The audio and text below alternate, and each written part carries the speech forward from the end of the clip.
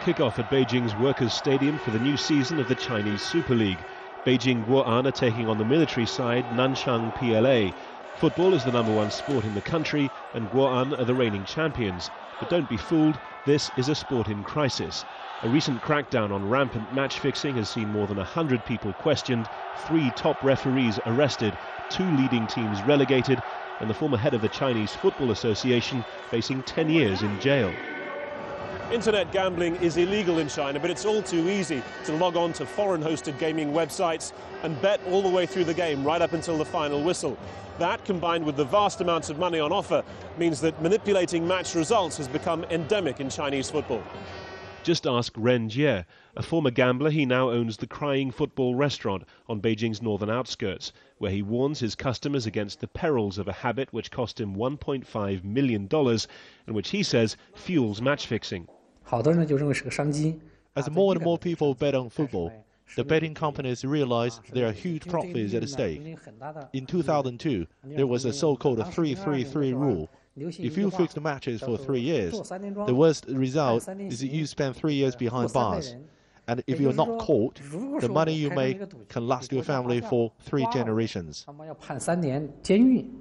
It's become part of the fabric of the game, stories swapped between players at training, like that of the second division team which has now been thrown out of the league after its players tried and comically failed to score an own goal in the dying minutes of a game to win a bet for their owner.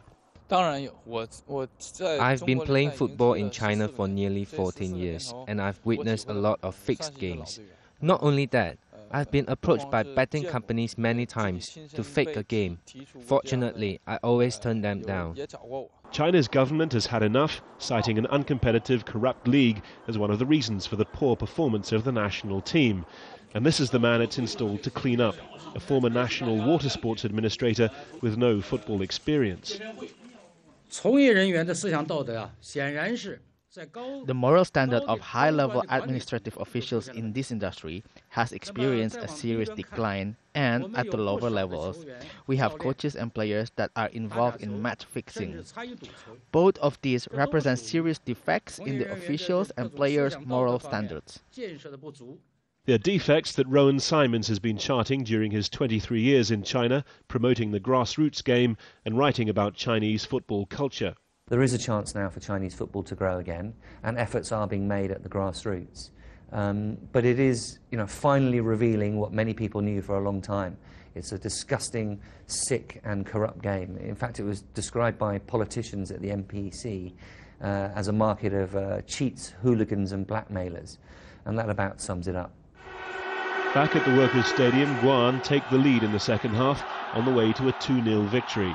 The new season is underway, but is it also the start of a new, clean era in Chinese football? That's anyone's bet. Harry Fawcett, Al Jazeera, Beijing.